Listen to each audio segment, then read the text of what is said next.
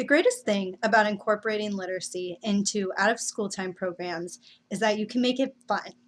So much fun that the kids might not even recognize that they are practicing some literacy skills that are really important for them to be practicing.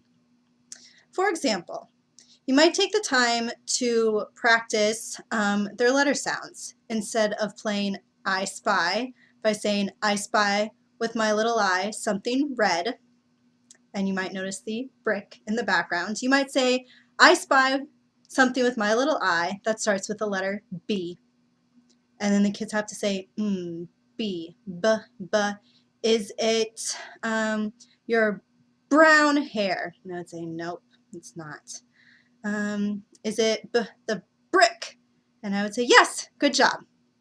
So right there, you've taken a game that you would play any time of day, just while you're walking to or from a transition, and you've turned it into a way for them to practice a literacy concept. So you're playing something fun, an everyday game, and kids are practicing real literacy skills that are important for them to be practicing. So right now, we're going to look at a real program and see a really fantastic way that they are practicing real literacy skills in a fun way. So my friends, right here, I have a little piece of paper that says what? What does it say here? Begin your story. Begin your story here. So let's work on some prediction. What do you guys think you guys are going to be doing right now? What do you guys think you guys are going to be doing right now? There's a paper that says begin your story here. Aaron, if the paper says begin your story here, what do you think we're going to be doing right now? Beginning the story over there. Yeah, we're going to begin a story over here. So maybe you're going to be telling stories?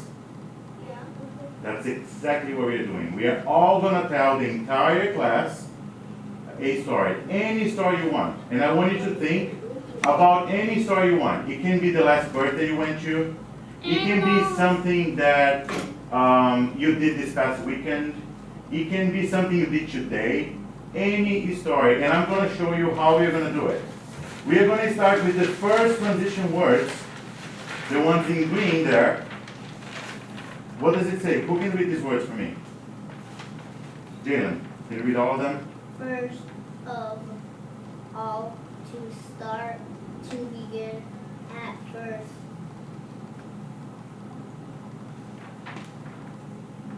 Which one are you having trouble? Oh, you read all of them. Initially. Is that one you're having trouble? Initially. So those are the transition words I'm going to start my story with. Okay, Jason? I'm going to start my story with this one. So I'm going to put this right here. I'm going to choose one of the words. I'm going to say the word and say the beginning of my story, and I'm going to hop right in. Okay? Then I have to go to the next. What colors are the next words there? Yellow. They're yellow or orange. So I'm going to use the next words. And then I have next, then, also, second, another, and in addition. I'm going to choose another word. I'm going to choose another word. I'm going to continue my I story. can jump far. And I'm going to jump to the next hula hoop. Then, I just used one. Then, you're going to choose another transition word. You're going to add another detail to your story. Aaron, can you put the bottle somewhere? It's distracting me.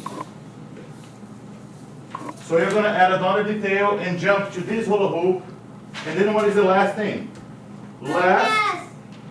In conclusion, to sum up, lastly, finally, you're going to tell me the last thing that happened on your story.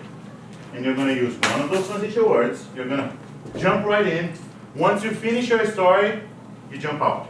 I want to see who is brave and who is ready to go first and give us a very good example of it, how we do this activity. Elijah, you look super brave right now. Look at me. Are you brave? Give me a brave face. There you go. Let's do it. Begin your story over there. Look at the words. Pick one of the words. Go ahead. First, I was walking with my mom. Okay, you're walking with your mom. Next, I found a snake. Oh my goodness. I'm so curious to see what happens now. Then, I picked it up. Oh my goodness. You little And crazy boy. last, I took it home. You took a snake home? That's a great story. I don't know if it's a real story or a make-believe story, but it's a great story. Real. It's a real story? It's black and white and All right, so take a second, pause your video, and I want you to reflect. What literacy skills did you see this group practicing? So take a second, hit that pause button, and I want you to discuss amongst yourself if you're in a group, or just think to yourself, what different literacy skills did you see all of those kids practicing?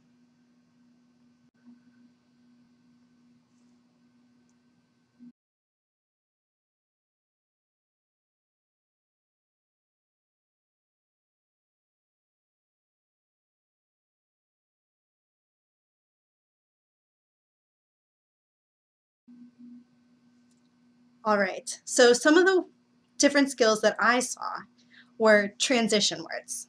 That was definitely one of the key things that they were practicing. They had actually been practicing that all week, building up to they were going to write a letter home to someone in their family about making an argument about why they should recycle at home. And so they were going to say, first, this is why.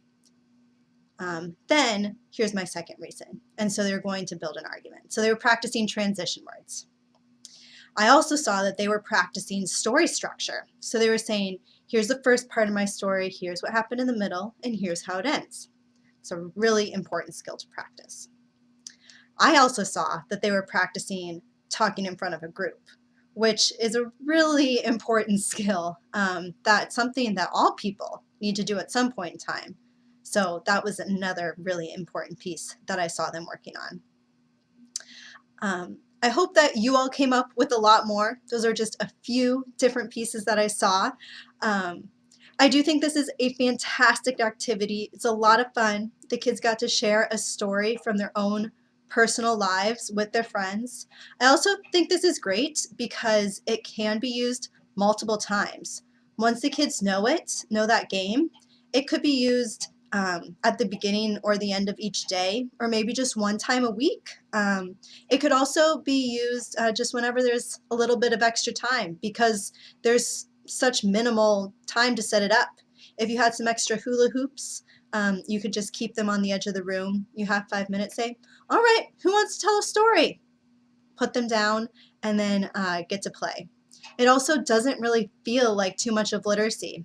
Sure, the kids are looking and reading the words, say, okay, first, then, finally, but it doesn't feel like they're necessarily at school having to tell a story, having to write it down, or whatever it might be.